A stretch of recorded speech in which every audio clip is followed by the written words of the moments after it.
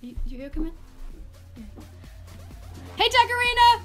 Hey guys, this is Tech Arena on YouTube here. So today we're going to be comparing two really good computers, the MacBook Air 13-inch and the MacBook Pro 13-inch. Alright, let's get right into it. So first we're going to start off with the MacBook Pro. MacBook Pro has a Retina display screen, as the MacBook Air does not. They're both 13 inches, as you can see. LED backlight, all that awesome stuff that you probably don't need to know, but that's it, yeah. Okay, so we're going to start off with the lower end model. This is 4 gigabytes of RAM, whereas this, I'm pretty sure, has a little bit more, correct? Yes, this is 8 gigabytes of RAM, and yeah. It runs a little faster, so... Yeah, it's got 3 models coming with the processor, which is a 2.7 gigahertz, 2.7 gigahertz, and again, the 2.9 gigahertz. Now, the 2.7 gigahertz runs 128 gigabytes and the 256 gigabytes, and yeah.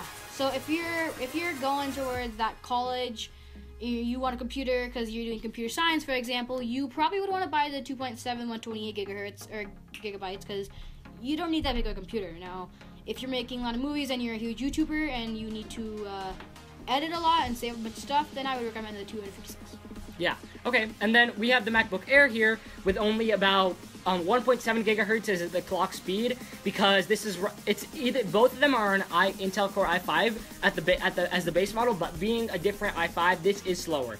Now, the thing is, they just released a new one with a newer version of the i5, which is a little bit higher clock speed, that was released maybe just a few weeks ago. But either way, we're still, and that one has 17.5 hours of battery life, which is way more than this one. This one offers about 9 hours at max. That too with standby use. This one offers you 12 hours of complete use most of the times if you're just doing simple things. If you're going to be running iMovie on this, you're probably not going to squeeze 12 hours out of it. I'm sorry. But with the 128 running on this, again, it starts at 1.8 gigahertz and goes up from there. And that's the clock speed on it. And 128 starts the base model, and 128 starts the base model here.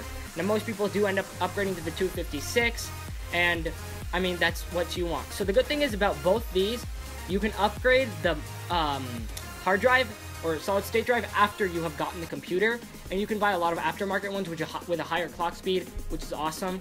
But you cannot upgrade the RAM as it is soldered to the motherboard. Anything else, Viraj? So with the MacBook Pro, it's got a Retina display, as we said. The MacBook Air does not.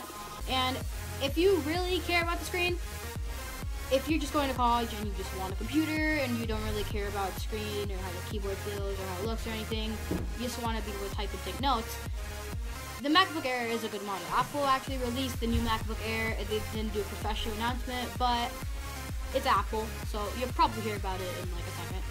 So, the MacBook Pro here has more ports, if you're worried about that, than the MacBook Air. This is HDMI, 2 Thunderbolts, an audio, charging, 2 USBs. And the MacBook Air here it only has about 2 USB ports, one on each side, a charging port, an SD card slot, and then we have a Thunderbolt right here for connecting external displays, external hard drives, stuff like that. Now, this does have it, but it has more of those. So it has 2 Thunderbolt ports and stuff like that. This also has an HDMI, whereas this does not. And then I'm pretty sure this one, the microphone, there's different microphone than on this one. So with the camera, with the FaceTime front-facing camera, you have a 720p camera, as with the MacBook Air. I think you have a 720p, correct? We do have a 720p, but it is not a great resolution. I'm pretty sure it's just 4 megapixels. So 4 megapixels on a great screen is not working. And again, they put the 4 megapixel camera in this one as well. And if you're getting a Retina screen, 4 megapixels pictures is not really much. In 720p, you could run it to 180p, but you know, you can always get external webcams and stuff to make it run this way. So that's not an issue. For most people, they'll just get an external webcam, or a lot of people are just fine with what they have. So now we're going to go ahead and do what we think of each. If we were going to get any of these computers, suppose we were both going into high school or college, which one would we get? So I'd personally choose the MacBook Pro because I can do more stuff, as I will be going into computer science, developing apps, running a lot of apps at the same time, so I'll be collaborating a lot with this one. Whereas this one, if I was going to take writing or philosophy or something like this would be fine, because 4 gigabytes is more than enough for just typing Word documents or making essays or stuff. So, but for personally me, computer science, I'd choose the MacBook Pro. But for now, in high school, I think this is fine for me, but if I had an option, I'd probably upgrade to the Pro. For me, I would choose the MacBook Air personally because I have the MacBook Pro right now. I had the Air before and I got the Pro, and yeah, there's a big difference. They are both awesome computers.